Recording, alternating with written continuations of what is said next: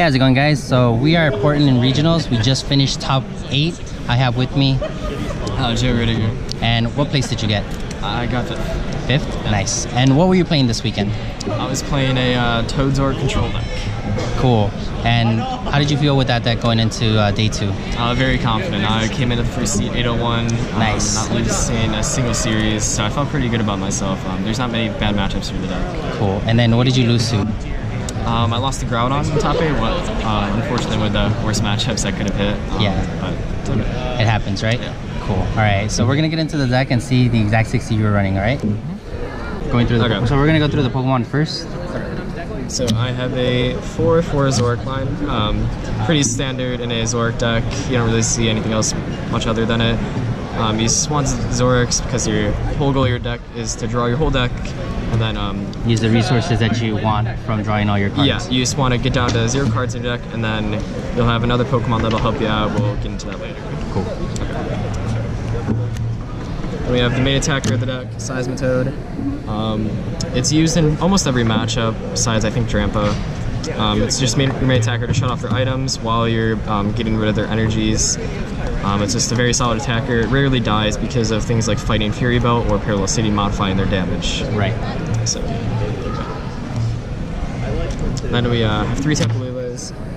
There's a lot of 1-up supporters in this deck, so Tapu Lele is pretty key. It's also a very good attacker, just because it doesn't really die to much or many things in the format, but it's mainly just there for the Wonder Tag ability.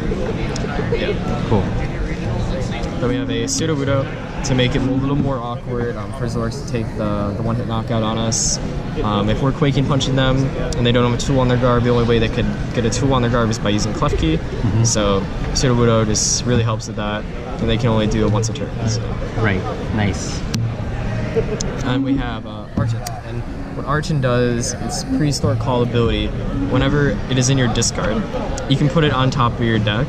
So you can get down to 0 cards, and actually while you have 0 cards in deck, you can use the trade ability by discarding this, send it to your discard, and then put it back on top of your deck. So it's just an infinite loop. Infinite loop. Yeah, it just prevents you from decking out and having to like play different supporters on different turns.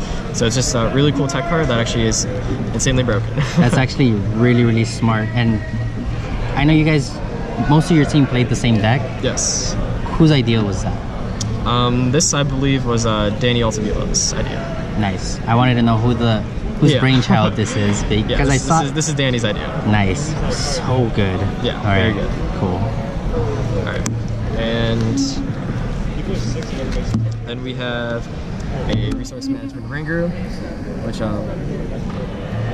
just obviously there to manage your resources. It's really good in the Drampa matchup because Drampa can't really do much of this since you're putting back in 3 items, and then you just keep your item count very low. And then when your item count's very low, they can't really knock this out. They just usually pick at it with Righteous Edge to like remove your DC. But since you can put a DC back in along with 2 trainers, it just becomes eventually impossible to keep up with your pace you're playing. Right, because you're milling them and you're disrupting them while you're recycling your stuff back into your deck anyways. Yeah, exactly. Yeah, nice. And then we have, for our last Pokemon, 1 copy of Execute.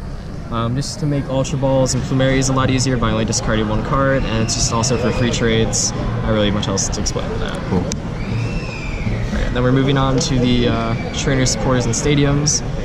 So to start off, we have 4 Ultra Ball, very standard. Almost every deck is running 4 of them, just so we can faster search out our Pokemon. And to thin out the deck and stuff. To thin out the deck, yeah. Just a bunch of different reasons. Just insanely good card. And then we have 4 VS Seekers to get back our supporters. So we can, even though we do Lucamine and we can Lucamine chain, we want to be able to play sometimes the same supporter multiple times in a row.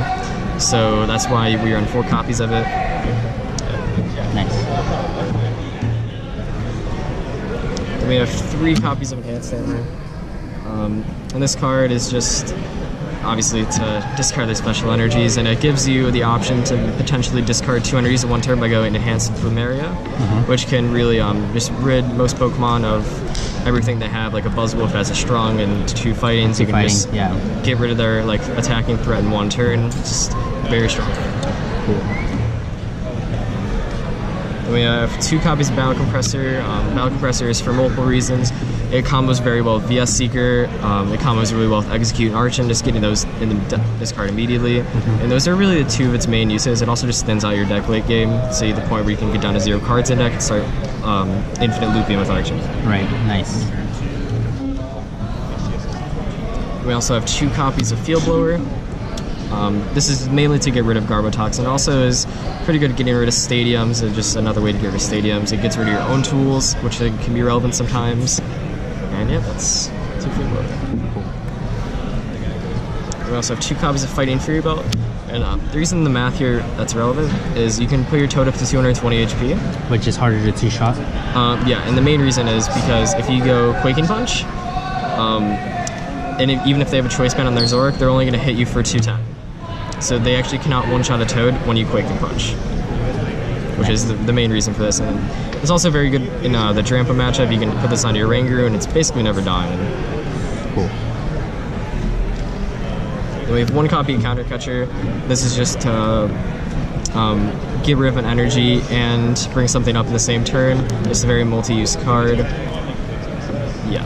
Because the goal of the deck is not to take prizes, it's a mill deck. Yeah, it's really a disruption deck, just getting rid of your energies.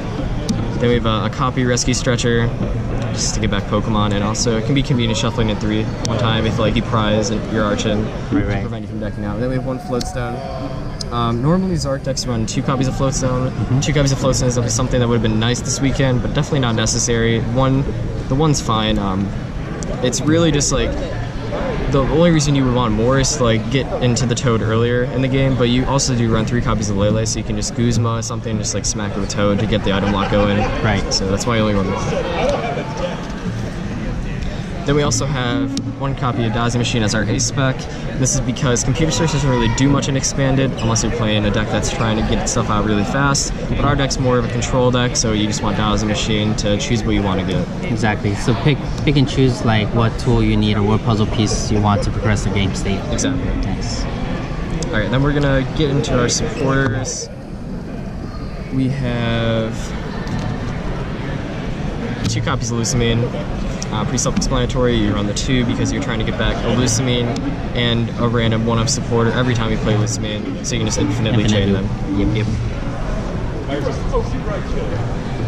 Then next up we have 1 Bridget and 1 Pokemon Fan Club.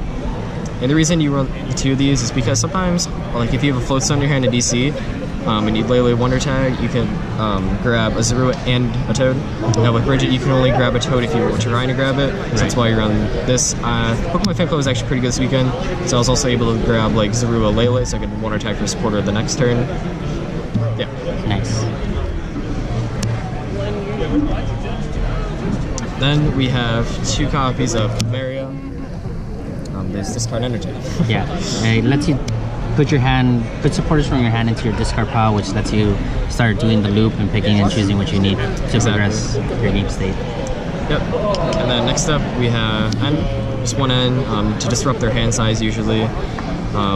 Also, you're not really taking prizes, so N's just a 6 draw pretty much every time, which is pretty convenient. Though we have 1 copy of Chorus just for the bigger draws when we really need to hit multiple cards, like probably Enhanced Hammer, Counter Catcher, just things like that. Yeah, to draw most of the deck anyways, which is what you're trying to do with this deck. Yeah. Then we have a copy of Sycamore, just draw more cards. There's another option to Chorus and then Then we have a copy of Guzma.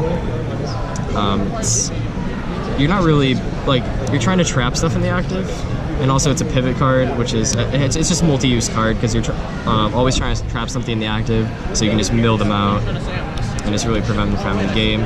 You can also, like, sometimes go Guzma kill Diancie in the Buzzwole matchup to prevent them from, like, having a damage output. It's just a very multi-use card. Nice. And we have Team Rocket's Handiwork, which just allows us to finish the game in 50 minutes. Right. Because if we didn't have this, we probably wouldn't be able to unless the opponent scooped or conceded. Because we can aggressively mill their deck and just keep getting rid of cards while they're just basically draw passing. Z will get to a point where they will draw pass, and that's why you have Team Rocket's Handiwork. So with Handiwork, Handiwork is probably like the MVP of the deck, right? It's like your win condition? It's one of our win conditions. The deck has a lot of win conditions. I think the main win condition is running them out of energies. The next I'd say is probably decking them out, and then after that's taking 6 prizes. Cool. And then, oh, you run Gladion, that's right, so we'll get into that. Yeah, and then my next card is Gladion. Speaking of which, so we run Gladion because we have like a lot of one-of supporters, as you can see. So, and you can prize some pretty crucial stuff sometimes because you're not trying to take prizes. So you definitely want a way to search them out when they're unaccessible. Right. The main one being getting your second loose mean, because if you don't have 2 loose means, that's going to force you to start taking prizes, because without 2 loose means you can't infinitely loop them. So that's why you're in Gladion. Nice. And then next up we have Team Skullgrunt, which is really good in certain matchups. Like if they're just sitting there with like a 20 card hand, which will happen in the matchup, in different matchups, you can just Skullgrunt them, or like go with play like Enhanced Hammer Skullgrunt, just like not only do you get to see their hand, but you also can discard 2 cards from their hand.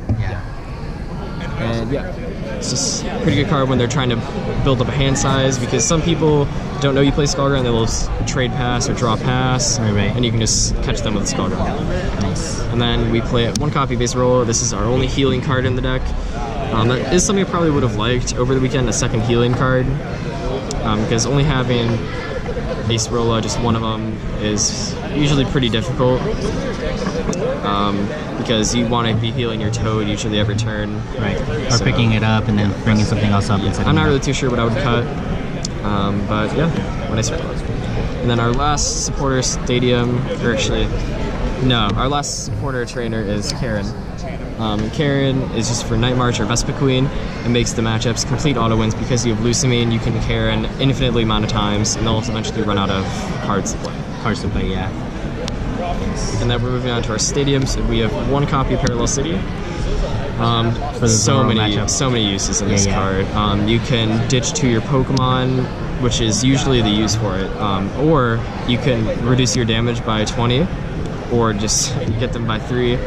But the main use is, so in the Zoroark matchup, you can bring up an Execute with Toad, play down Parallel City this way, and then hit the Execute for 0, trapping it in the active. That's busted. Yeah, and they just can't do anything because they only run 1 copy of Guzma. They can only Guzma once, and then you can just bring it up again, and they're forced to hard retreat it. Right. Damn, that's good. And then you can obviously get this back infinite amount of times with Lucamine. And then we have 1 copy of Rough-Seas. And Rough-Seas is just another counter stadium, but it's also really good. It has very niche uses. It makes the Trev matchup from like a 90-10 matchup to like auto win. This card really just gets in Treven's face because of Lucamine. I'll just have infinite stadiums, and they only have like 4 dimension values. So I'll eventually get to a point, because their max damage output is 60, so I can just Quaking Punch them while milling their energies, and then Rough-Seas just makes it. It auto win. Yeah. And then for our energies, we have 40 Z's. Very standard in the deck, since our main attacker is Toad with Quaking Punch, which takes a double colorless energy or 2 colorless. It's just it's the main energy you want to be using. Everything in the deck uses colorless energy to attack, or at least the main relevant attackers. So yeah, that is the deck. Cool. So that's the list right there, guys. Alright guys, so that was the list right there. Going into day 2, as you were watching the meta develop around you, what were your thoughts? How did you feel about that? I felt really good. The only matchup I was really worried about were my friends playing the same deck, because nothing really beats it that hard. It doesn't have any auto loss. It has a chance of beating everything, but it does have some unfavorable matchups. So I was really just worried about playing my friends. Okay, cool. And there was a lot of you that went into day 2, right? Yeah. There was 6 of us going into day 2 playing the same 60. Well, not the same 60, because I was the only one to play Archon. There are 2 other Pokemon that do the same ability as Archon, so it's basically the same 60, the same concept. And only one of us made top 8. That's Jimmy Pendarvis. He's currently playing top 4. Yep. Playing the guy just lost, and then Azul came in 10th. He ended up bubbling, and then everyone else I think either got top 16 or top 32. Nice. All right. Any changes that you would make to the deck? As of right now, maybe cutting the 3rd Toad. I think you could potentially go down to 2 Toads for maybe another healing card. I don't really know what I would do with the list right now. Maybe we'll have to see how the meta develops, because I don't think you can play this deck again. Yeah. It's really just, it was a meta call, because if you think about it, it does beat the best 3 decks that are going to this tournament: Trevenant, Zoroark, and Dramper. It destroys all of them. I think I played against 9 total of them, so I went 18-0 in games. Just 2-0 in all of them. It's very easy with the deck. Right. Yeah. Cool. So the next regionals that we have is Virginia. Will you be going to that? I will definitely be going to Virginia. Cool, perfect. And that is standard. And we will have Lost Thunder active and in play. Any thoughts for top 3 deck choices for Virginia? Malamar still seems pretty good, but I really haven't looked too much into it. We'll have to see after Brazil, because Brazil is actually before Roanoke, and Brazil is Lost Thunder legal as well. So we'll have to see how the meta develops after Brazil. Cool. So that will kind of shape the meta moving forward. Exactly. Nice. And then after that, we have not Costa Mesa. Anaheim. Yeah, sorry. Thank you. That's expanded as well. Any thoughts for that? We're going to have Lost Thunder, which I'm not really too sure if it adds much, but this deck, I think, has changed the expanded metagame for a very long time, probably the whole season. It's a very oppressive deck, and I think Pokemon will need to ban some cards to really stop the deck from winning. Right. Yeah, because Toad, what was it, 2 years ago, was just dominant. Toad was dominating the scene a couple years ago. Yeah, so, and now it's back and it's still strong. I think it definitely was the best deck for the tournament. Looking back at it, I think it was an amazing meta call, and your team did very well by coming through with this deck. Yeah. So but all right. Well, thank you so much for being on the channel. It was a pleasure to have you. Shoutouts?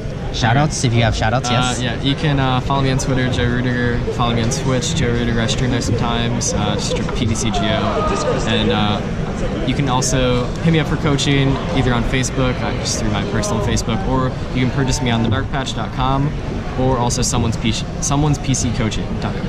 Check him out, guys. He did top 8. He knows what he's doing. I played him before. There's a level gap. There's a huge level gap. I promise you that. So yeah, so it's a good investment if you're trying to up your game. Talk to him. He knows what he's doing. But yeah, guys, with that said, thank you guys for watching. Don't forget to like and subscribe if you haven't already. Make sure to share the video. But anybody wants to see a good total list for an expanded tournament in your local area, guys, with that said, thank you guys for watching, and I'll see you guys next time.